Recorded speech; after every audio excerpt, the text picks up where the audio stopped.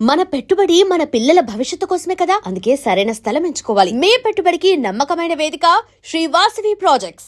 And Sampath Raj అనగానే మాకు మీరు స్టార్టింగ్లో చేసిన ఈ సినిమాల ఇంపాక్ట్ ఏదంటే ఒకానొక టైంలో మీరు అక్కడ డైలాగ్ చెప్తుంటే ఇక్కడ భయపడిన రోజులు కూడా ఉన్నాయి ఆ గంభీరత వల్ల. అలాంటి సంపత్ రాజుని తీసుకొచ్చి కొంతమంది యంగ్ డైరెక్టర్స్ సూపర్ అద్భుతమైన పని చేపించారు. రణరాజారన్ కానీ అవును ఇలాంటి కొన్ని సినిమాలు ఉన్నాయి, మన భీష్మ కానీ. భీష్మ సో మీకు ఆ క్రేజ్ నుంచి ఈ క్రేజ్కి మెల్ట్ అవుతున్నప్పుడు మీ థాట్ ప్రాసెస్ ఎలా ఉంది? నేను చెప్తున్నది ఇప్పుడు మీరు భీష్మ సినిమా చెప్పారు. Sir. నేను ఫస్ట్ అక్కడ వచ్చి ఒక పెద్ద థ్యాంక్ యూ వచ్చి మన చిన్నబాబు గారికి చెప్పాలి. సార్ సితారా ఎంటర్టైన్మెంట్ చిన్నబాబు గారికి. సార్ ఎందుకంటే వెంకీ వచ్చి ఆ కథని ఎప్పుడు చిన్నబాబు గారు నరేట్ చేశాడో ఆయన వచ్చి అడిగారంట ఈ క్యారెక్టర్ ఎవరు చేస్తున్నారని. ఆయన ఏదో ఒక యాక్టర్ పేరు చెప్పారు, ఎవరు వెంకీ. బట్ వెంకీ ఇప్పుడు దాకా నాకు అది ఆ క్యారెక్టర్ అతని మైండ్లో ఎవరు ఉన్నది చెప్పట్లే. సార్ సో చిన్నబాబు గారు చెప్పింది వెంకీకి ఇది సంపత్కి నరేట్ చేస్తే బాగుంటుందని. బట్ వెంకీ చెప్పాడంటే సార్ ఇది ఒక ఫన్ క్యారెక్టరు. సో చిన్నబాబు గారు చెప్పారు వెంకీకి మీరందరూ వచ్చి సంపత్ని సీరియస్ క్యారెక్టర్లో చూస్తున్నారు. ఆయన ఎన్నో సినిమాలు మీరు గోవాను ఒక సినిమా తీసి చూస్తే తమిళ్లో అతను ఏ క్యారెక్టర్ చేశాడు, అతను అన్నీ చేయగలడు, అతనికి వెళ్ళి చెప్పు నాకు తెలిసి సంపత్ ఈ క్యారెక్టర్ బాగుంటాడని సార్ ఆయన చెప్పింది అది. ఓకే సో మీ ఛానల్ త్రూ నేను ఆయనకి థ్యాంక్ యూ చెప్పాలి. అండ్ వెంకీకి ఇప్పుడు దాకా నేను అడుగుతున్న ఒకే క్వశ్చన్, నీ మైండ్లో ఉన్న యాక్టర్ నాకు చెప్పంటే అది చెప్పట్లేదు.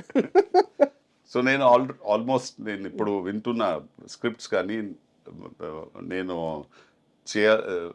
చేయాలని ఆశపడుతున్న ఒక స్క్రిప్ట్స్ కానీ అలాంటి స్క్రిప్ట్స్ వెతుకుతున్నాను నేను. సార్ సీరియస్గా ఎప్పుడైనా చేయవచ్చు, అది చూసేశారు. బట్ ఒక ఆర్టిస్ట్గా ఒక యాక్టర్గా ఒక ఇది దాహం ఉంటుందిగా, సార్ అది వచ్చి మిగతా ఇలాంటి రోల్స్ చేయాలని. పైగా అంటే మీరు చెప్పారు కాబట్టి అంటున్నాను, హ్యూమర్ అనేది ఏమని చేస్తుంది సార్, మనుషులకి దగ్గర చేసేస్తుంది. రిపీట్నెస్ వాల్యూ ఎక్కువ ఉంటుంది హ్యూమర్కి. ఇప్పుడు మీరు ఒక సీరియస్ మూవీ చేశారు అంటే మిర్చి లాంటి పెద్ద ఇంపాక్ట్ సినిమాలు పక్కన పెడితే రేర్గా పడతాయి. అవును ఒక సినిమాలో విలన్గా చేశారు, ఒకసారి చూస్తారు ఓకే బాగా చేశారు అనుకుంటారు. బట్ ఒక హాస్యం ఉండే క్యారెక్టర్ కానీ చేస్తే కరెక్ట్ రిపీట్గా చూస్తారు. Correct correct correct 100%.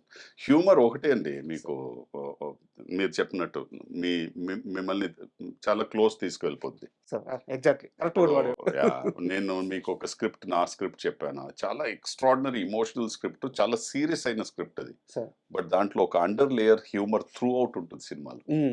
ఇది వచ్చి మనకి ఈ ఎక్స్పీరియన్స్ ఎక్కడ వచ్చిందంటే రాయడానికి మన అడ్వర్టైజింగ్ డేస్ నుంచి వచ్చింది నాకు. Sir. ఎలా అంటే ఇప్పుడు మీరు ఒక 30 సెకండ్స్ కమర్షియల్ చేస్తారు, ఆ 30 సెకండ్స్ కమర్షియల్ని ఒక క్రికెట్ మ్యాచ్లో వేయాలి బ్రేక్స్లో. ఆ క్రికెట్ మ్యాచ్ బ్రేక్స్లో మీరు వేసేటప్పుడు ఒక ఓవర్ అయ్యి ఇంకొక ఓవర్ స్టార్ట్ అయ్యే ముందు ఒక 10-15 యాడ్స్ వస్తాయి. అవును ఈ 15-20 యాడ్స్లో మీ యాడ్ని గుర్తు పెట్టుకొని దాన్ని రికాల్ చేయాలంటే హ్యూమర్ ఉంటే రికాల్ చేస్తారు. ఇది మన ఎక్స్పీరియన్స్, సార్ మనం ఇప్పుడు రాసాం 35 years బ్యాక్. సో స్క్రిప్ట్లోనూ మనం అదే చేస్తుంటాం. ఇప్పుడు మనం రాస్తున్న స్క్రిప్ట్స్ ఎన్నో స్క్రిప్ట్స్ అన్నీ సీరియస్ స్క్రిప్ట్సే. ఇమోషన్ అంటే ఒకే ఇమోషన్ కాదుగా, అవును బట్ ఆ ఇమోషన్లో అండర్ బెల్లీలో మీరు ఒక దాంతో వస్తున్న ఒక ఫీలింగ్ చూస్తే ఒక హ్యూమర్ వస్తూ ఉంటుంది. ఆ హ్యూమర్ ఇంపాక్ట్ ఎలా ఉంటుందంటే రికాల్ వాల్యూ ఎక్కువ. Correct sir. అదే. అండ్ మీరు సౌత్లో నాకు తెలిసి అన్ని భాషల్లో చేశారు మూవీస్. నాకు మీరు చాలా స్ట్రైట్ ఫార్వర్డ్గా ఆన్సర్ చెప్పండి దీనికి. తెలుగు ఇండస్ట్రీలో మాత్రమే మీరు చూసిన గొప్పతనం ఏంటి, తెలుగు ఇండస్ట్రీలో మాత్రమే ఉన్న సమస్య ఏంటి? పర్సనల్గా మీరు అడిగితే నేను ఇప్పుడు దాకా సమస్య ఏంటి ఫేస్ చేయలే తెలుగులో. ఎందుకంటే నాకు ఇప్పుడు మీరు దమ్ము నుంచి చెప్తున్నారు, సార్ 2011 అది 2025 వచ్చేసాం. సార్ నేను సమస్య ఏంటి చూడలే. ఇది ఫ్రాంక్గా చెప్పాల్సిన ఒక ఆన్సర్. సార్ సమస్య చూసుంటే చెప్పేసేవాడిని. నేను ఒక గొప్పతనం చూసింది ఏంటంటే ఇక్కడ యూనిటీ చాలా స్ట్రాంగ్ ఉంది. Sir production unity, production quality చాలా స్ట్రాంగ్ ఉంది, అండ్ ప్రొడక్షన్ వాల్యూస్ చాలా స్ట్రాంగ్ ఉంది. అది కాకుండా ఇక్కడ మనం ఒక మాట ఇచ్చేస్తే ప్రొడక్షన్ సైడ్ నుంచి ఆ మాటకి నిలబడతారు. నేను యాజ్ అన్ యాక్టర్ అదే విట్నెస్ చేసింది. సార్. సో అది ఒక గొప్ప విషయం కదా. అంతే కదా. ఈ రోజు ఉన్న ఒక సిచ్యువేషన్ లో ఉమ్, ఏది నేను కమిట్ చేస్తాను నీతో సంపత్, దానికి నేను ఆనర్ చేస్తానని చెప్పేది వితౌట్ ఈవెన్ రైటింగ్ లో. ఉమ్, సమ్ టైమ్స్ వితౌట్ రైటింగ్ అనేది ఎన్నో అగ్రిమెంట్స్ ఉంటుంది, అది సరే. పక్కన పెడితే ఎన్నో విషయాలు మనం ఓవరాల్ గా ఓవరాల్ గా చెప్పేసుకుంటాం. చెప్పేసుకుంటాం. దాని మీద నిలబడేది ఉమ్, ముందుగా, సార్. అది ఎక్స్ట్రాడినరీ. అయితే సంపత్ రాజుకి టాలీవుడ్ లో రెమ్యూనరేషన్ ఆపేసిన లేకుంటే సగం ఇచ్చిన నిర్మాతలు ఎవరు లేరు. అలా నేను ఇప్పుడు దాకా ఒక్కరిని చూడలే. మీరు చాలా అదృష్టవంతులు అయితే. అవునా? ఇంకోటి ఏంటంటే చూడండి, అది నేను చెప్తున్నది ఇంపాక్ట్ వచ్చి రెండు సైడ్ లో ఉండాలి. సార్. ఎలా అంటున్నాను, ఇప్పుడు మీరు ఒక ప్రొడక్షన్ హౌస్ నా దగ్గర వచ్చారు, సార్. ఓకే, నా దగ్గర వచ్చి డైరెక్టర్ వస్తారు, కథ చెప్తారు అని చెప్పారు, కథ నచ్చింది, ఒప్పుకున్నా, మీరు వచ్చి రెమ్యునరేషన్ మాట్లాడతారు.